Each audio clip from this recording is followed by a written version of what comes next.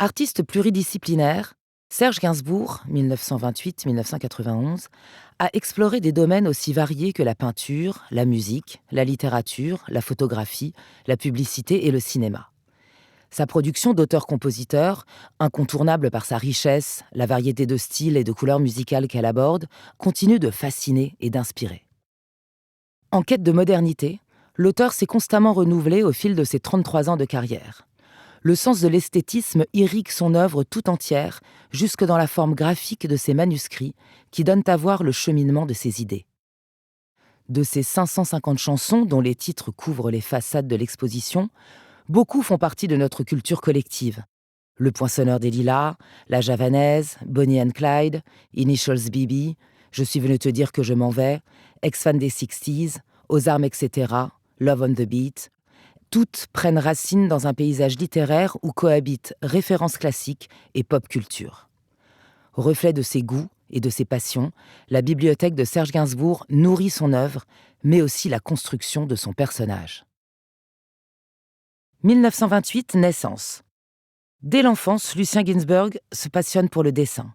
Son père lui inculque de solides bases musicales au piano et l'inscrit à l'âge de 13 ans dans une académie de peinture. Le futur Serge Gainsbourg s'engage finalement dans une carrière de pianiste de bar. 1958, Le Poinçonneur des Lilas.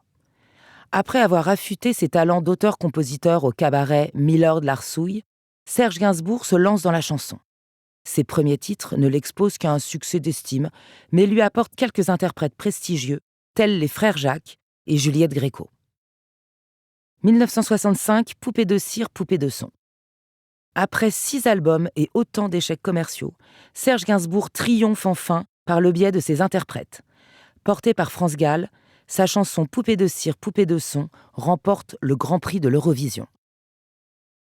1969, Je t'aime moi non plus. En 1968, il rencontre Jane Birkin sur le tournage du film Slogan. Le couple enregistre le duo érotique Je t'aime moi non plus. Malgré la censure qui le frappe dans plusieurs pays, le disque devient, dès l'été 1969, un tube planétaire. 1971, Histoire de Melody Nelson. Fort du succès de Je t'aime moi non plus, Serge Gainsbourg obtient une carte blanche de sa maison de disques.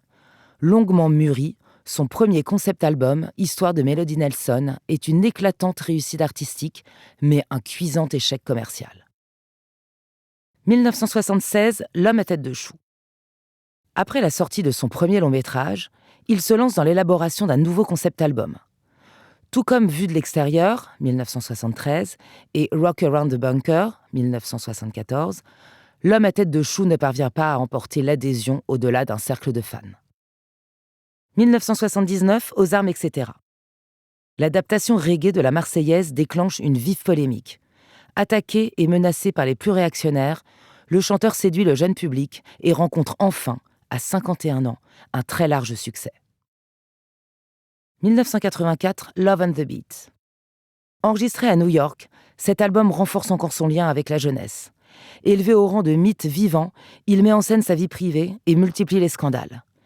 Malgré leur rupture, il continue de composer pour Jane Birkin et enrichit sa galerie d'interprètes, d'Isabelle Adjani à Vanessa Paradis.